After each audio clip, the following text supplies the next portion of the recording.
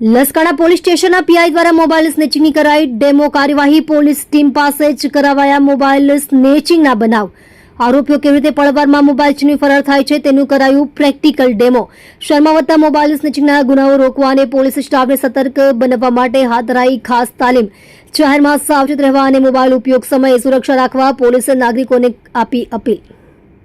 आप જોઈ રહ્યા છો ગુજરાતની સૌથી પહેલા ખબર આપતી Surat express news channel director Rajesh મંગલેની સાથે।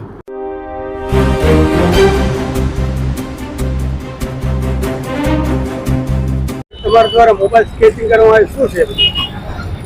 સ્ટ્રેચિંગ મારા દ્વારા અને પોલીસની ટીમ દ્વારા સ્ટ્રેચિંગ અમે એ અનુસંધાને કરેલ છે કે જ્યારે અમે પેટ્રોલિંગમાં હોઈએ છીએ, ફૂડ પેટ્રોલિંગમાં, રૂટીન પેટ્રોલિંગમાં, ત્યારે અમને જોવામાં આવે છે કે લોકો અલગ અલગ રીતે એટલે કાનની નીચે દબાવીને મોબાઈલ ચાલુ હોય છે, ચાલુ રસ્તા ઉપર મોબાઈલ ખુલ્લો રાખીને આ રીતે નીકળે, બિલકુલ મતલબ અલગ અલગ રીતે બેદરકારીથી રસ્તા ઉપર નીકળતા હોય છે।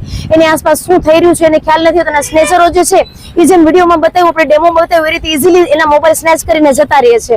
એટલે એ આને લોકોને અવેરનેસ આવે। બીજું કે ખાસ અમારું કે મીડિયાના માધ્યમથી એ પણ લોકોને કહે કે તમારી આસપાસ શું થઈ રહ્યું છે, તમારા મોબાઈલ જે છે એને હોલ્ડ એ રીતે કરો કે આસપાસ વાળા કોઈ સ્નેચ કરીને લઈ ના જાય।